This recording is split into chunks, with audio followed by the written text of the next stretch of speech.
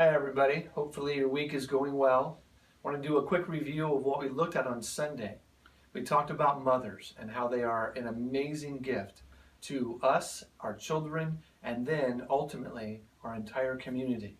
We looked at Hannah being a woman that cried out to the Lord because she wanted to be a mother, and in her brokenness and all of the struggles that she went through, she trusted in God no matter what came. She had her co-wife that taunted her constantly. She had her husband that didn't understand her. Then she went to the temple and met with Eli, and he was just as dense as her husband.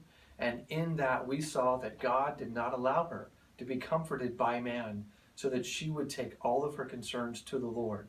And we came away from that message with the reality that God sometimes says, yes, I'll answer your prayer. Other times he says, no, I won't answer your prayer. And then other times he's just silent for years.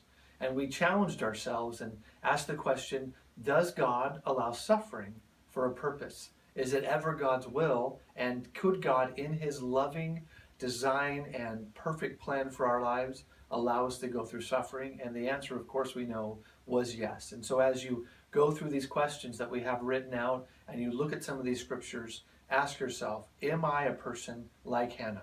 Am I willing to take all of my heartache and all of my brokenness to the Lord?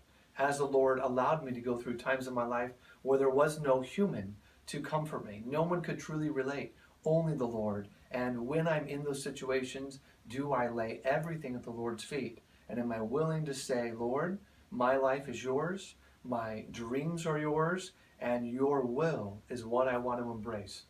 The final question that I would ask is, as Hannah gave her dreams and desires to the Lord, do we think at that moment she knew the blessing that would come about from her obedience and her son being born, and how he ended up changing the nation and in turn changed the world?